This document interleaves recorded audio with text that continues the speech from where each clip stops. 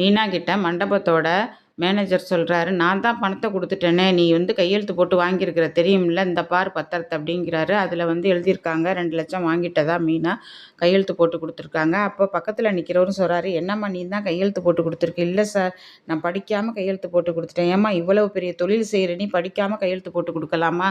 இப்போ நீ தான் வாங்கினேன்னு சொல்கிறாரு இவர். அப்படிங்கும்போது சார் இவர் கொடுக்கவே இல்லை அப்படிங்கும்போது ரொம்ப கெஞ்சுறாங்க. அப்படியே அந்த ஆள் கழுத்தை பிடிச்சி வெளியே தள்ளிட்டார் மீனாவை.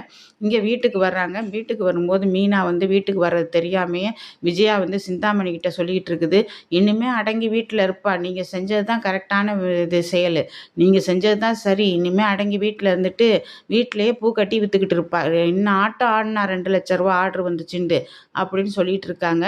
அப்படியே இவங்க என்ன பண்ணுறாங்க, வீட்டு உள்ளார பூந்தவொடனே நான் அப்புறம் பேசுகிறேன் அப்படின்னு சொல்லிட்டு வச்சிடுறாங்க. இவங்க என்ன பண்ணுறாங்க, மீனா நடந்து வீட்டுக்குள்ளே வந்துக்கிட்டு இருக்கும்போது கேட்குறாங்க, என்ன என்ன சோகமாக வர்ற, எதுவும் ஆப்பு வச்சுட்டாங்களா உனக்கு? அது எப்படி அத்தை உங்களுக்கு தெரியும்? எனக்கு ஆப்பு வச்சுட்டாங்கன்னு உங்களுக்கு எப்படி அத்தை தெரியும் அப்படின்னு கேட்குறாங்க. இல்லை உன் முகம் சரியில்லையே, பணங்கன்னா கொடுக்காம ஏமாற்றிட்டாங்களோன்னு நினச்சேன். ஏன் உங்களுக்கு தகவல் வரலையா அத்தை? எனக்கு பணம் கொடுக்கலன்னு சொல்லிட்டு என் பணத்தை ஏமாற்றிட்டாங்கன்னு இன்னும் உங்களுக்கு தகவல் வரலையா? என்ன நீ இப்படி பேசுகிற? எனக்கு யார் தகவல் சொல்ல போகிறா? ஏன் நீங்கள் தான் ஒரு ஆள் வச்சுருக்கிறீங்களே என்னை வேவு பார்க்குறதுக்கு அப்படிங்கிற என்ன மீனா ரொம்ப பேசுகிற நீ? போய் வேலையை பாரு. என்னமோ பேச வந்துட்டா, என்னமோ நான் தான் அது பண்ணுவேன் இது பண்ணுவேன் ஒரே பெருமை அப்படிங்கும்போது அங்கே ரோஹிணி வராங்க. ரோஹிணி என்ன ஆண்டி என்ன பேசுகிறீங்க? இங்கே பாரு, மீனா 2,00,000 தோத்துட்டு நிற்கிறா அப்படிங்கும்போது என்ன ஆண்டி இப்படின்னு இந்த மாதிரி மண்டபத்தில் ஆர்டர் பிடிச்சிட்டு புருஷனை பொண்டாட்டி ஆடுனாங்கல்ல, இப்போ பாரு 2,00,000 ஏமாந்து போய் நிற்கிறா அப்படிங்கும்போது அங்கேருந்து மீனா கேட்குறாங்க, அத்தை நீங்கள் ஒன்றும் எனக்கு 2,00,000 பணம் கொடுக்கலையே, நான் தோற்று போய் நின்றாலும் அந்த கடனை நான் அடைக்க போகிறேன், உங்களை கேட்க போகிறதில்ல, கொடுத்தவங்க உங்களை கேட்க போகிறதில்ல, என்ன நம்பி கொடுத்தாங்க என்னைய தான் கேட்பாங்க, உங்களை கேட்க மாட்டாங்க அப்படிங்கும்போது என் வீட்டுக்கு தானே வருவாங்க கடன்காரங்க, அது நான் பார்த்துக்கிறேன். என்ன மீனா நீங்கள் எப்படியெல்லாம் பேசுகிறீங்க, ஆண்டி எய்த்து பேசுகிறீங்க, உங்கள் வேலையை நீங்கள் பாருங்கள், நீங்கள் எத்தனை தடவை சொல்லியிருக்கிறீங்க எங்கள் விஷயத்தில் தலையிடாதீங்கன்ட்டு, அதனால் நீங்கள் இதில் குறுக்க வராதீங்க ரோஹிணி, அப்புறம் சரியாக இருக்காதுன்னு கை நீட்டி பேசுகிறாங்க. என்ன நீ கை நீட்டலாம் பேசுகிற, என்ன நீ கை நீட்டலாம் பேசுகிறேன்டா, என்ன அர்த்தம் அப்படிங்கிறாங்க விஜயா. மீனா கேட்குறாங்க, நீ கை நீட்டலாம் பேசக்கூடாது, அவள் கோடீஸ்வர விட்டு பொண்ணு. யார் கோடீஸ்வர விட்டு பொண்ணு? ஒன்றும் வரல அவங்கள்ட்டேருந்து, அவங்க அப்பாட்டேருந்து சொத்தும் வரல, ஒன்றும் வரல, இன்னும் நீங்கள் கோடீஸ்வரின்னு சொல்லிக்கிட்டு இருக்கிறீங்க, அதை நாங்கள் கேட்டுக்கிட்டு இருக்கிறோம், இது வரைக்கும் ஒன்றும் வரலையே. சரி, அவங்க அப்பா மலேசியாவில் ஜெயிலில் பிடிச்சாங்க, செத்து போனார், எல்லாம் பண்ணாங்க ரோஹிணியோட அப்பா, ஆனால் இன்னும் சொத்து வரலையில, கோடீஸ்வரிங்கிறீங்க அப்படிங்கும்போது ரோஹிணி அப்படியே கப்புச்சிப்புன்னு வாயை மூடிட்டு, ஆமாம் மீனா சொல்கிறதும் கரெக்டு தானே ரோஹிணி, இன்னும் என்ன ஆச்சு உங்கள் பிரச்சனை, கோர்ட்டில் இருக்குன்னு சொன்னீங்களே என்ன ஆச்சு அப்படிங்கிறாங்க.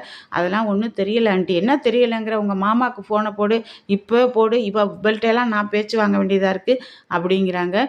இல்லை மாமா எங்கே இருக்கிறாருன்னு தெரியாது ஆண்டி. இந்த பார்த்தீங்களா இவங்க என்ன தெரியுமா சொல்கிறாங்க, எங்கள் மாமா எங்கே இருக்காருன்னு தெரியாது, இதே தான் இவங்க காலம் முழுக்க சொல்கிறாங்க இங்கே வந்ததுலேருந்து. என் ஃபோன் போட்டால் எடுக்க மாட்டாரா மாமா, நீங்கள் அடுத்தவங்களை பற்றி பேசுகிறத, என் பிரச்சனையை நான் பார்த்துக்கிறேன் ரோஹிணி, என் பிரச்சனையில் நீங்கள் குளிர் காயாதீங்க, புரியுதா? உங்கள் வேலை என்னமோ அதை பாருங்கள் அப்படின்னு சொல்லிட்டு வெடுக்குன்னு போயிடுறாங்க. இங்கே யோசனை பண்ணிக்கிட்டே இருக்கிறாங்க. அப்போ அண்ணாமலை அங்கே வர்றாரு.